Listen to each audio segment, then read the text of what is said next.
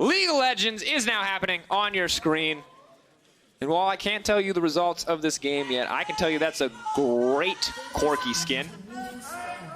We'll call it the Waffle skin in honor of the newest LEC dog to join the LEC family. Our producer, Kevin, who was just talking in my ear, just got a Corgi named Waffles. It's adorable. I'll get you pictures, I promise.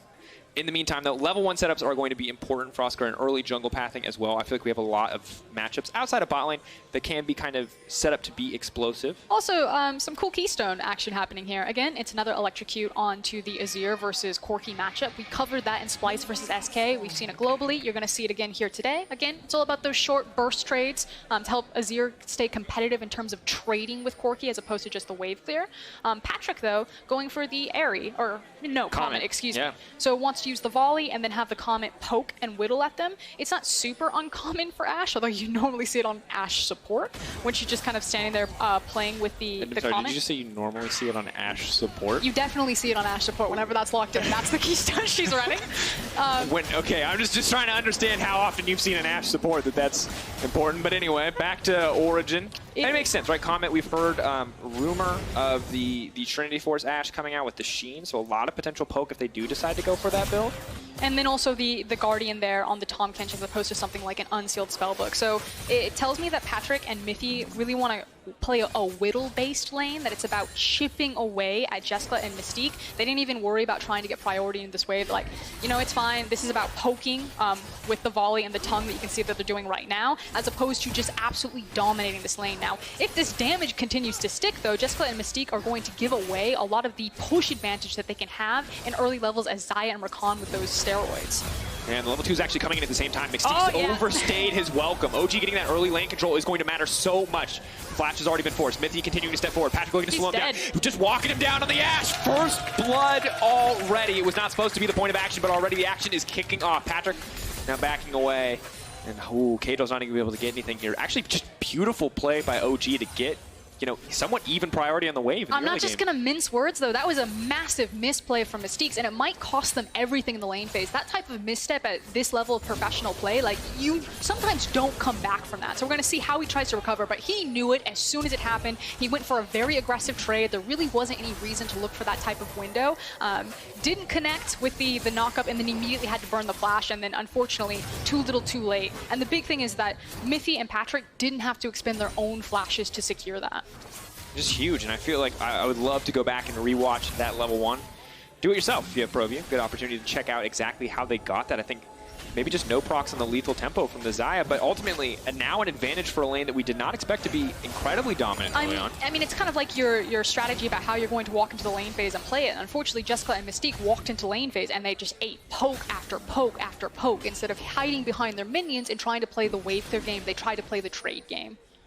Difficult situation now, to be sure. Luckily for them, no gold has been spent quite yet. So will not cost them too greatly at this point. But in the top side of the map, you were wondering how exactly this lane would be played out. Well, it's Kleptomancy, and it's pretty much just farming this Mordekaiser for gold. Sadly for Expect, not able to do too much here. May need to wait for the Olaf to help. Caedral now on the way up. Kold's in the wings. Stepping forward.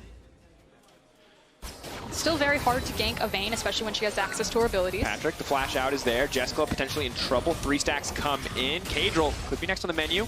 Slowly getting chased down by Alphari here. Good autos going in, and Alphari just happy to grab, honestly, those stacks coming through. Making a lot of money in that exchange. And unfortunately, that initial gank wasn't about trying to kill the Vayne. It was trying to about burning Alphari's flash. They knew they wouldn't get her the first time, but it was about trying to set it up for the second time. Because Alphari was able to walk out of that, because Kold is doing a good job playing towards his side that was pressured forward, the fact that Vayne is so far down that lane, like, Kold is doing everything right, even though it doesn't look like he's doing anything, to make sure that this Vayne stays safe and she's able to farm gold. And he has the winning lane on the top side. He does not need to be the guy who ganks. He can just set his lanes up for success. Patrik and Mithy going to farm what they can under the tower.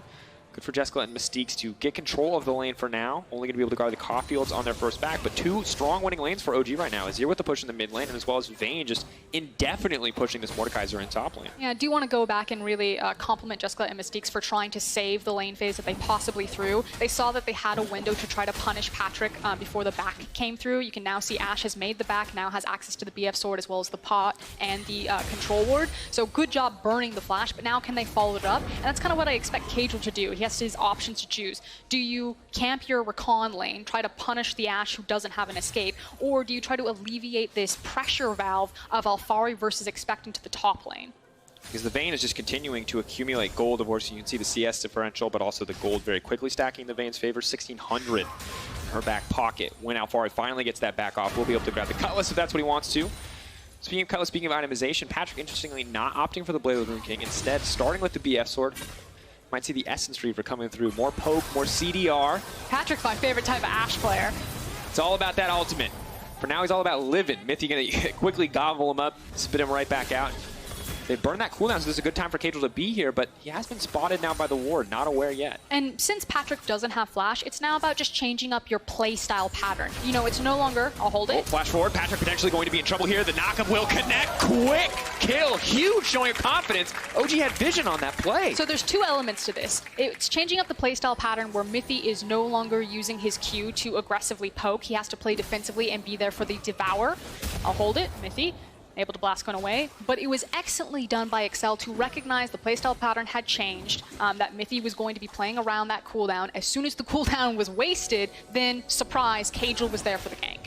And now this top lane, or this bot lane rather, just kind of has to be the center of our attention. So much action happening here, and it feels like it may demand a certain amount of attention now from Kold. Given the back of this last play, we see he's spotted on the ward.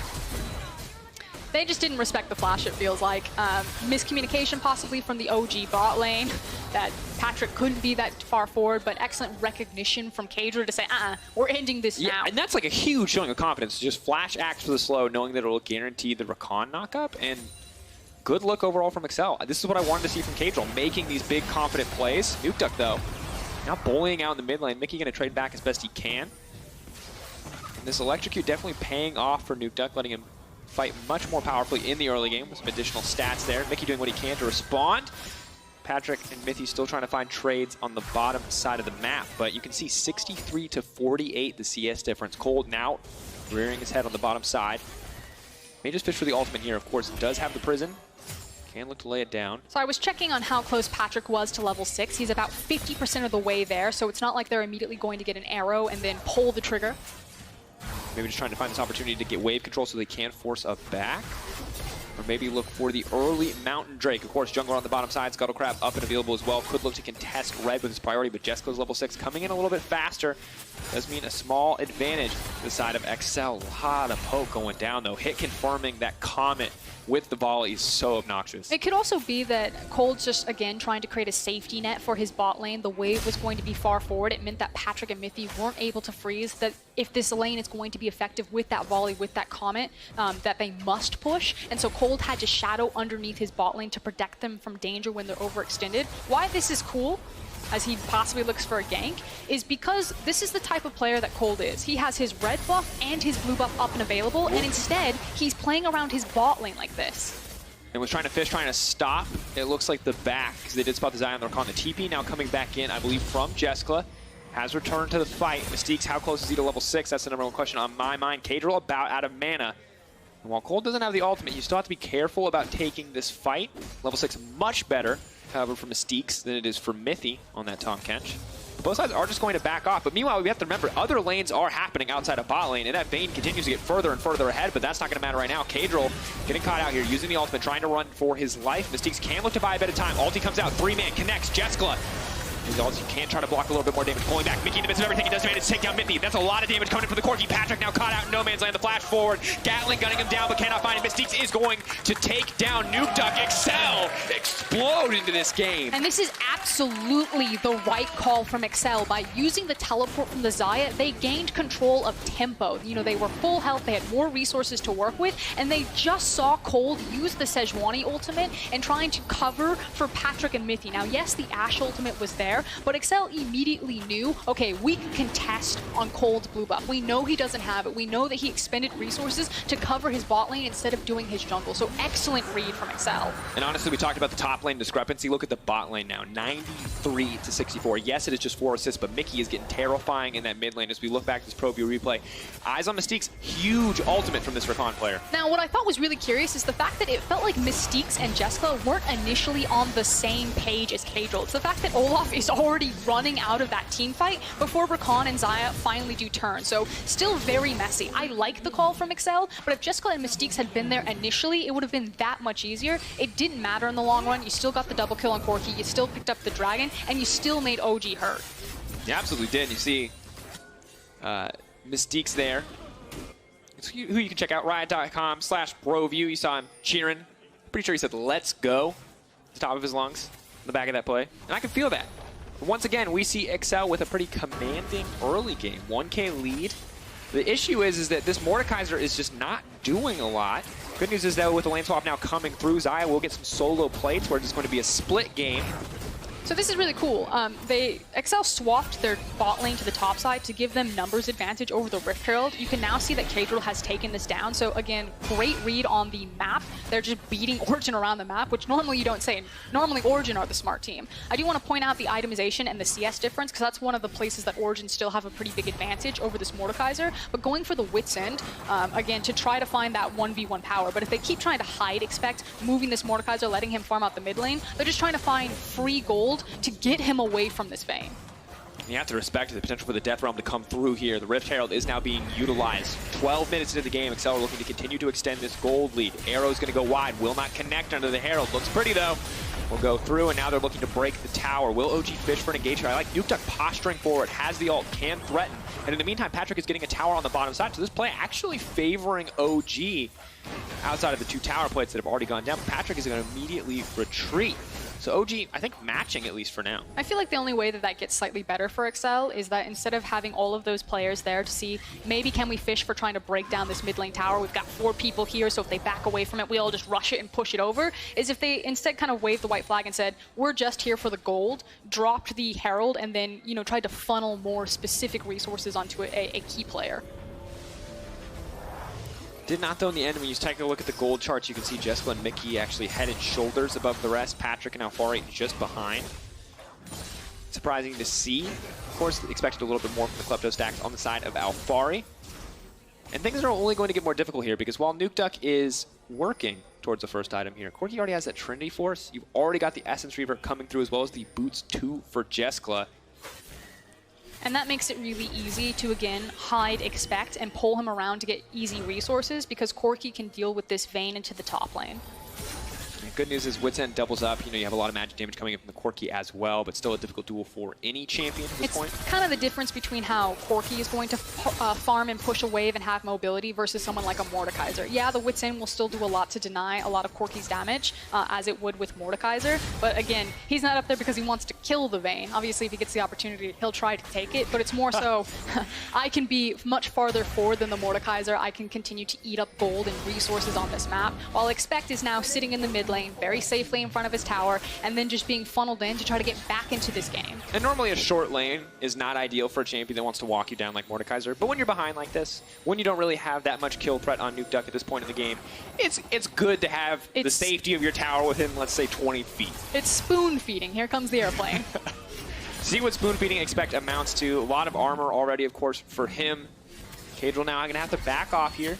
Good bit of damage comes through, but really yet to see OG try to find any kind of crazy plays in the early game. ExceL have been dictating the pace, and Mithy is absolutely fearless, shredding that magic resistant MR. He's just going to walk away, though, with the Valk, and Nukeduck standing face-to-face with the Corki, but is not scared. Kind of feels like everyone was trying to bluff each other since there wasn't perfect information about where Kold is. I'd have to go back and kind of review if that ward caught him, and that's why Mithy was being so aggressive, because, you know, that's one Sejuani from an Azir ultimate away from a bad time for poor little Mithy. But he's ready to flex his Corki power. Feeling a little bit more confident. Nicely done. Ulti for ulti. However, there's one more ulti potentially coming to the bot lane, and that is Kold.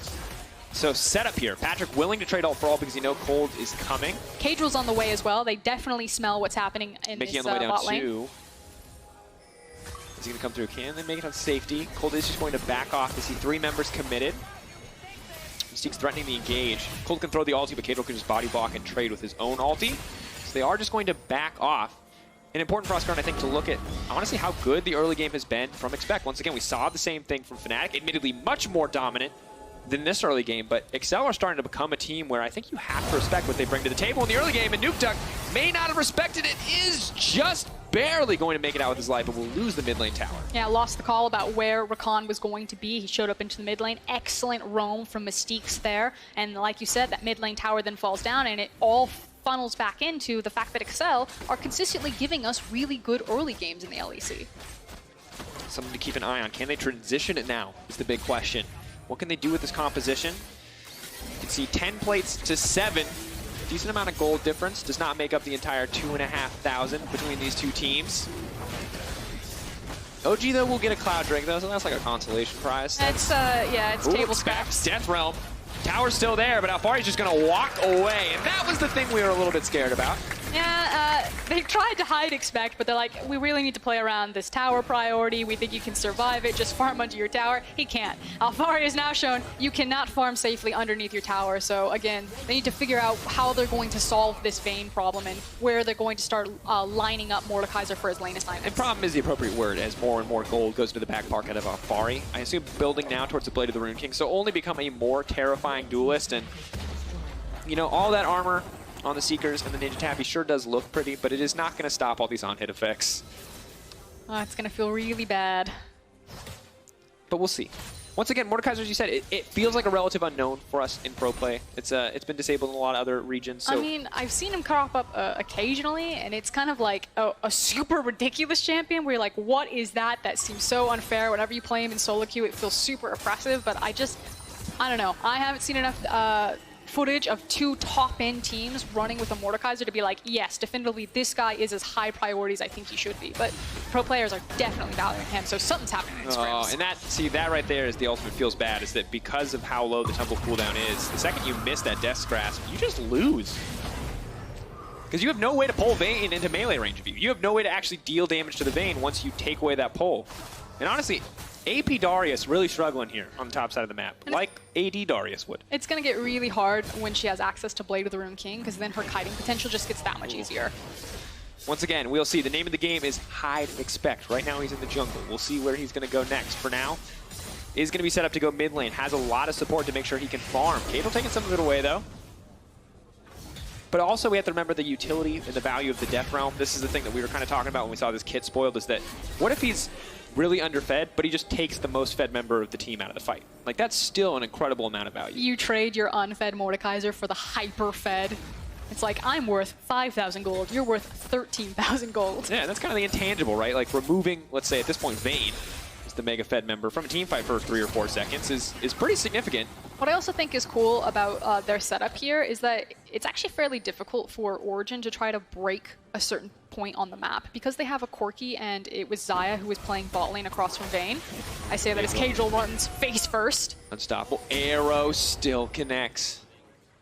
It's hard because of how much mobility is there and how much safety with a lot of these ultimates to get out of the hard CC that Origen have on their kit. So I, again, credit to ExceL with their lane assignments. I like the fact that they're matching the Xayah across from the Vayne, and that if there was a cheeky Sejuani or an Ashe arrow that went for her, that she would just use the ultimate and disengage to safety. And it's stalling a lot for Mordekaiser to get back into the game, but on the other side, I mean, Origen probably aren't feeling too bad about that either. Nukeduck's like, it's fine, trade the CS. If the CC hits and we get a kill, that's great. If it doesn't, we've got a Vayne, we have an Azir, we have a utility ADC like Ashe. Like, we'll meet you guys at 30 minutes, no problem, guys. Yeah, the late game scaling is terrifying for both sides, no doubt. We now see the Ashe that looks like building towards that Trinity Force, as we mentioned earlier, will give her, I believe, 40% CDR, as well as the nice additional Sheen proc on the back of every volley. So a lot of poke between an Azir and an Ashe. It will not be fun standing under a tower. My favorite Ashe build. I'm really happy that Patrik is pulling this out. It's a good look overall. But so while he's building this, we have much more traditional AD carry items on the opposite side. Corki now with the rapid fire. Uh-oh. Oh, no. Oh, no, that's an invisible Vayne. He's going to try to dash his way out. Will he get knocked into the wall or the tower? Mithy trying to survive. Alphari now in trouble, though. The TP has been burned. They're trading it. Xayah will now be forced on the top side of the map. Also is looking for the possible abyssal voyage from Patrik and Mithy, who are sitting in that top river, but trying to play two sides at once. Ooh, I feel like we're on the cusp of a fight breaking out. Both teams clearly fishing for the opportunity, and Alphari getting stronger and stronger. It was fishing, it was seeing what they caught, and because it was an Olaf, Patrik's like, you're not worth the arrow. This will not end well for me. The arrow probably more valuable at this point than the Olaf ult. Not a trade you want to make. But it's hard because I understand the power of late game Azir. I understand the power of top lane Vayne. I don't know entirely how to feel about the damage output of this Ashe build. I understand the poke's insane, but the sustained damage sounds like it's hard to match the traditional 3 items. And Xayah and Corki on 3 items are 2 incredibly terrifying champions to play against. And I think it makes up for the fact that the Mordekaiser hasn't had the best first 21 minutes of this game, because you do what? Mickey, dash forward, dash out. Yeah, he's dead. All right, Mickey, that one's going to be a little bit questionable. Shut down for Origen. A good play on the top side, and honestly, just a bit unfortunate. Oh, that was a series of unfortunate events. That was a lemony snicket if I've ever seen one. Yeah, that's that's a good one. We're going to use that one next time. It was just very bizarre. And now Caedral, though, looking for the flank. Expect us here on the backside as well. Patrik is going to be locked up. This is why you do not pick the Ashe with the Mordekaiser. Here comes the R, locked in the Death Realm, running for his life, but actually is able to slow him. Actually is able to walk away. A lot of damage, huge chunk coming in. A few more autos. Is he going to be able to get him? Death Realm will fade away soon. It'll just be Nukeduck and Expect, but no, the Ashe goes down in the Death Realm. The stats now belong to Expect. Mystiques and Caedral looking for the chase. Caedral now in trouble, though. Nukeduck is going to get knocked up. A lot of immediate damage. The ulti will find the kill. Mystiques coming back as Jeskla now free firing. Feathers fly, but will not connect in the end to find the snare, and OG will walk away. But a big fight. And only by a sliver, because check out Mickey's teleport timer. It is just about to come off. If that was Origen just hanging around for a millisecond longer, that's a completely different fight, because ExceL would have wiped the floor with them. That was very messy from both sides. Ooh. Even worse for Origen, because Patrick's flash was forced. So this is a Mordekaiser who's down, I don't know, what is that, 60, 70 CS to his opponent top laner? And he's still able to just take the Ashe and completely remove her from the fight. All right, we're watching this one more time. Remember, he's unstoppable in the package, so can just ult away. I feel like he realized... That's a misclick. I don't know. That has to be a miss, because you just so there's 2 ways. Package and you out. Either he just misclicked it, or he knew as soon as the tongue hit him that there was no way he was going to escape, and he's like, I have to do as much damage as possible. Maybe I can look for an outplay before I die. But this is the back half of this team fight, and it is a mess from everyone's decision. The fact that Origen's composition gets so split up that this is like 3 different fights happening. When you have an Azir, the team fights only work when Azir gets to be stationary and really just get his sand soldiers up. As soon as Azir is like running around a team fight trying to catch up with people, then everything falls apart.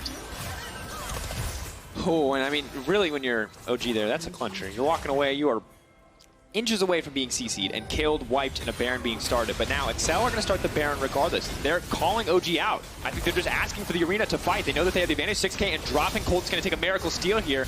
Are they going to move out of the pit? Mordekaiser can just ult him to stop him from contesting the Baron. If he just ults Kold, he cannot contest. They will back away. He does ult Kold. And the teams are going to retreat. ExceL will grab the Baron uncontested. Alphari, meanwhile, split pushing on the bottom side. Expect will be the sacrificial Mord to make sure the team can make it out alive. What else can OG get before this Baron turns against them? Just a moment of silence for Expect. He did his job. He knew exactly what had to happen, and he made sure that it did. And he turned, he opened up his arms. He's like, take me. I have done everything I came to do. That was a Gandalf moment. That was a you shall not pass moment. I don't know if he actually needed to do that, though, because Kold was like a mile away from the pit. I feel like he probably did, but... Take another look at this one. Again, this is every single time. It feels like 3 different kind of macro or map plays. ExceL have been ahead of the ball than Origen have. And again, we don't expect this. Origen are supposed to be the smart macro-based team, but ExceL are just playing really well around this map. And Expect could have kept walking. It's fine. Not sure why he didn't. And now we get to play farming Mord, hidden Vayne. And I think it's going to be a very, very tough moment here for, oh no, Expect. Wait, look at Mystiques. Here we go. Auto, auto, auto. Oop, goes golden. Tries to buy time. What else can he do? Here comes Corki. Not going to matter too much. Don't think he's going to use it. It's just going to die. Arrow. Arrow. That was cheeky and unnecessary, Patrik. But here comes Mystiques on the side looking for the flank. There's no Tahm Kench inside. They're going for the follow-up CC. Tahm Kench trying to come in, but Patrik, can he get him out? No! The Ignite ticking and taking him down. ExceL now looking to break the tier 2 tower. May look for even a little bit more. Caedral stepping forward. Will get stunned up. Will get locked up. But the tower will not find a kill in this exchange. ExceL barreling down the mid lane on the poise of finding their first win up against Origen. That's another massive mistake from Origen, and this time at the helm of Patrik. Mystique was standing on that control ward for about 30 seconds. He was looking for the flank the entire time. There's no reason Patrik should be that far forward. As soon as the Ashe dies, you lose all of your wave clear, because then it's just Sejuani and Kench. His death there might cost them the game, because if she's standing there, she stalls out, you can survive the Baron, you get another opportunity. That is, frankly, unacceptable. Cannot afford to make those mistakes, and remember, this is 06 ExceL. And so many people, myself included, were ready to call the Fnatic early game like kind of just a one-of, right? Just, hey, they got surprised, they got caught off guard, but them doing it again here in this match versus OG, yet another team contesting for the top, currently 4th place, is truly impressive. And this might be a symptom of ExceL kind of finally finding their stride, getting settled into their gaming house, bringing Mithy, getting enough scrim time with him. It could be that this was the reset and all that they needed was time to make this roster actually work, because we are starting to see consistent good things from this squad. Remember, the only OG losses are Fnatic, G2, and Splice. They've only really played, or they've only really lost to the top teams in the league, and now they might just be ExceL's first win. Siege setup is there. Patrik is here, as well as the Azir. There's a lot of wave clear, but the Baron minions are something you have to keep your eye on. Death Realm always available. The Ashe arrow will be committed. Will not stop anything. Brief pause. Caedral will walk away. A lot of poke, but the feathers are pulled back. Good bit of poke damage back in exchange. Alphari keeping the mid lane pushed out. So ExceL cannot have that additional point of pressure. Very difficult to attempt to siege in that type of setup. Yeah, the poke was going back and forth, but as soon as Nukeduck is grouped back up, it feels like Origen have kind of stopped the bleeding. We'll try to survive or stall out the rest of this Baron, and we'll get another chance at this game as we take another look back at this engage. And again, Mystique's been sitting on that control ward for a very long time, doing his best hilly impression right there. Finds a very important, very impactful flash, flash engage. Flank engage, wow. Flank engage, that works.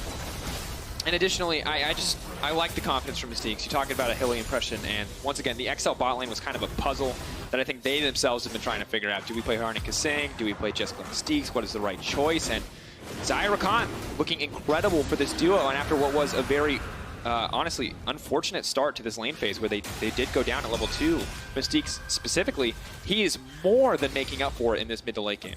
And really showcasing, that when Jeskla and Mystiques do take the field, that there is a pretty specific duo that's practice. If this is something like pulling out a Lux or the Xayah Rakan, they just have a very different vibe and very different feel than Hjarnan and Kasing. Yeah. And now we see both the mid lane and bot lane, respectively, two of the gold leaders in this game. 3 items, however, on Alphari. Of course, Vayne, not necessarily a champion you think of as an incredibly strong team fighter, though. One piece of CC and she can find herself knocked out of the fight, and also she still has to respect the Death Realm. But it gets easier that Alphari actually gets to be a member of this game now, because since the Baron has fallen off from ExceL, it means that less resources need to be used to clear out the Baron minions, which means that Alphari now has more time where he can overextend in these lanes and try to either absorb resources where multiple members of ExceL go to try to stop him, or look for those 1v1 scenarios where he can try to outduel someone. So now that the Baron has fallen off, Alphari now becomes another factor in this game. True, and I think the luxury of being Alphari is that you are not the person on your team with wave clear, so you do get to be the person to absorb all these resources to go into a side lane. Now, the burden, however, is that you are all of this team's gold. Mithy still gets locked up, though. That's going to be big. Slow connects. Mithy potentially in trouble. Just a good bit of damage, however. Not going to get much else. Mithy will not flash either. So overall, actually, just better for ExceL since they can't find the kill, unless they can do something in the period of time where Mithy is off the map. Of course, his TP will be up shortly, and expect has double stopwatch. Death Realm comes out, tries to buy a bit more time, goes golden, can go golden again. Mithy on the way in, tries to get a bit more damage. That's the double stopwatch. Alphari now in trouble with so much damage on the Corki there.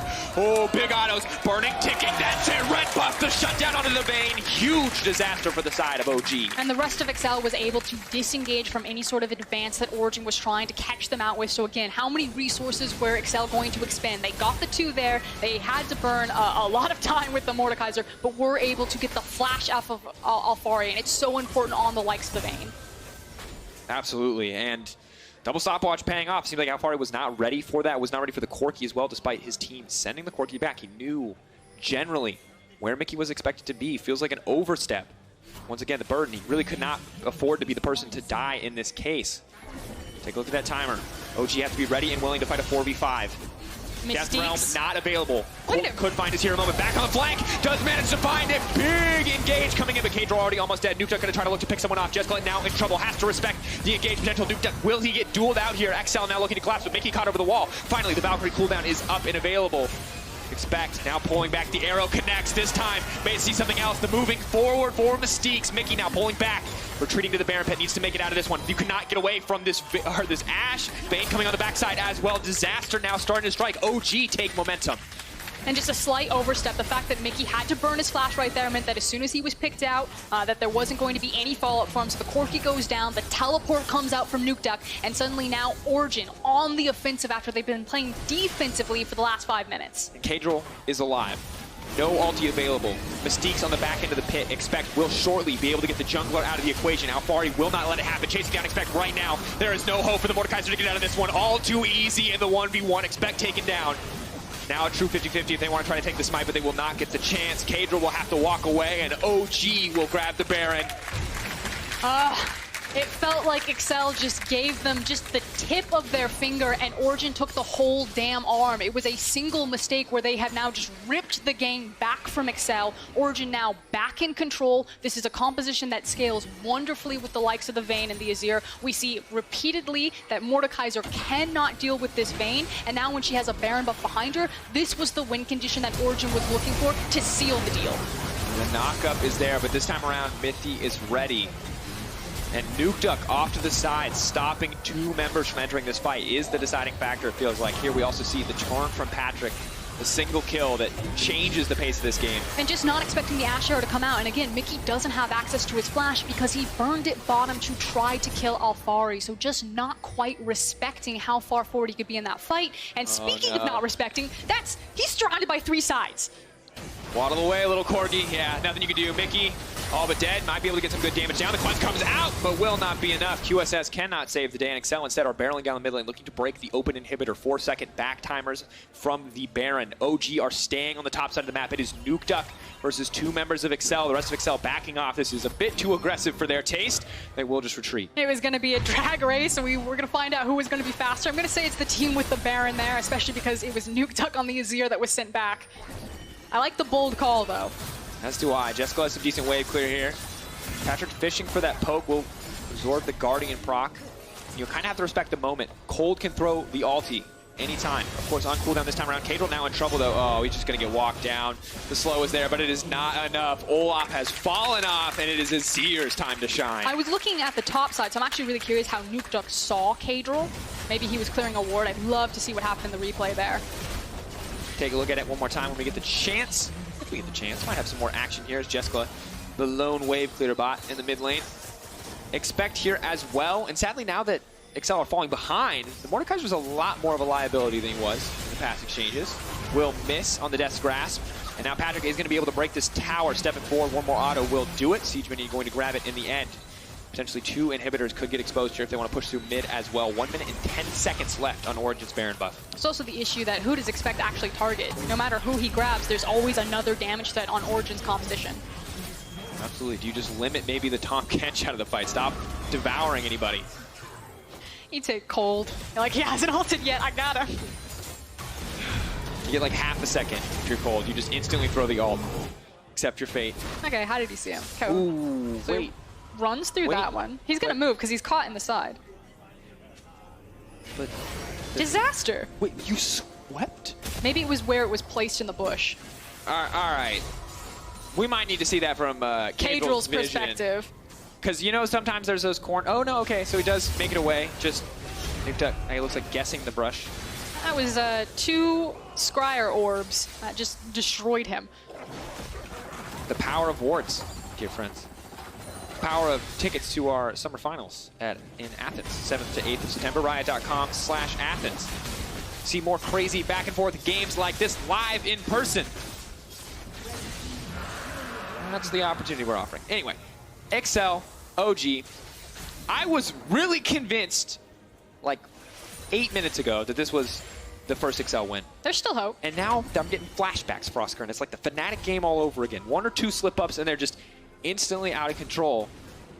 Unfortunately, this is you know, the gap between our top teams and our bottom teams. That for how phenomenally ExceL have played this early to mid game, it just takes one slip up before our teams like G2, Fnatic, Origen, Splice just run it back at you. He just couldn't see it. There's no way. He couldn't see it. Oh. Yeah, sorry to relive that one, folks. Just had to double check on the vision there. And it was indeed stacked against him. And if you are an Origen fan, of course, good news is their mid inhibitor not under threat. They are in absolute control of this game. The 3K gold lead, ultimately not that consequential. The more important thing is the 4-item Azir, the 3.5-item Ashe, as well as the 4.5-item top lane Vayne. ExceL, of course, a very, very strong Xayah on their side. Jeskla is a monster you have to keep your eyes on. But sadly for Caedral, he's at the point where he is not really relevant in these team fights anymore. Can still be kind of a threat if he gets his right on top of the Ashe. But other than that, really not a scary Olaf. I mean, it doesn't really matter if he gets on top of Patrik and deletes him. Yeah, it's a cool Ashe build. He's going to be doing a lot with his volley, but you still have to deal with Alphari then, who's a 4-item Vayne, and then you still have to deal with Nukeduck, who is a 4-1 and 0 Azir. Yeah. There's not enough good targets on Origen. They've got too many damage threats that if Caedral and Expect play it perfectly, you're still looking at a miracle here. Yeah, we'll really hope for the, if you're an ExceL fan, to hope for the clean cuts, to hit multiple members, try to tear through the team with AoE damage. I feel like it's more about Mystiques and Mickey's performance and what they do. Well, so far, Mickey's had an up and down game. 3-3, not the scoreline he wanted. Some really excellent plays and some less than ideal moments. OG now just kind of take sole control of these respective lanes. You can see about a minute now until Baron will respawn. So 37 minutes, 40 seconds. That objective will be up and available, and you know that OG already have total control over the top side of the map. Very difficult for ExceL to contest this one. They're also able to burn down the Baron very quickly because of how strong the Azir is at this point in the game. So if they're left alone with it, I don't know if Alphari will participate. That's true. He likes the solo lane. He likes to just murder people on his own. Sadly, I don't know if Mickey can actually take that fight. The stealth from the Vayne is just so oppressive in 1v1s, especially as two auto-attacking champions. ExceL are doing a good job, though, defensively clearing out their own jungle. They're staying together as a unit, making sure that no one's going to get picked off by the likes of a Sejuani or an Ashe ultimate. Unfortunately, they did not get high enough in their vision to catch them going over the wall. This is what you talked about when it came to the Azir, was the potential just to cut down this Baron with the Warlock as well. Kold is going to heal up right away. Nukeduck now backing off. We have to assume to buy either a bit more vision and control wards or another item. It is just going to be a blasting one. Frostgren. We went from ExceL can do it to can they hold on? Because you look at the CS lead, I mean, that's the flame horizon for young Jeskla. 105, 421 CS to Patrick's 312.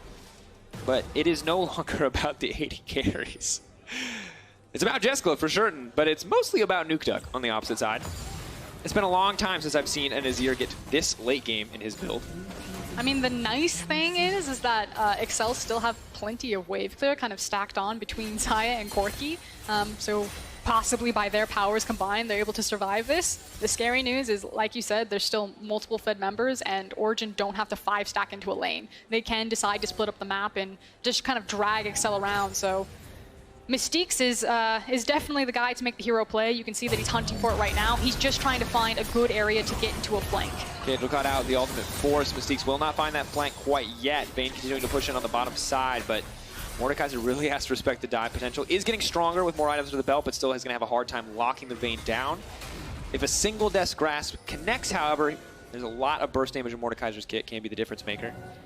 This is the theoretical way that I see this team fight working for ExceL, and it involves Expect ulting Nukeduck and then running away from the Sand Soldiers as fast as he can.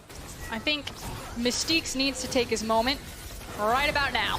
He's going to try to fish for the engage, looking for it. He's looking to find Kold. Lockup is there. A lot of immediate damage going down on the Kold. How much can they get here? They take him down, but meanwhile on the bottom side, the Vayne is starting to pressure in. Nukeduck is going to start to push in on the top side. Inhibitor will start to move down to the fight. Jeskla flashing forward is a big, aggressive move. Mystiques will give his life for it. Jeskla now locked up.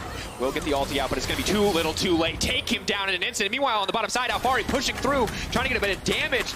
Locked out of the fight now, but the Tahm Kench is here as well. It's going to be 3 quick inhibitors picked up by OG. They don't even want the 3rd inhibitor. They want to end the game. They found their team fight win. Mystiques had to take the moment, but it will not work out in the end. Mickey getting burned down. OG are simply too strong. They will move up to 4-3, and a good early game for ExceL is simply not enough to find a win over this OG lineup.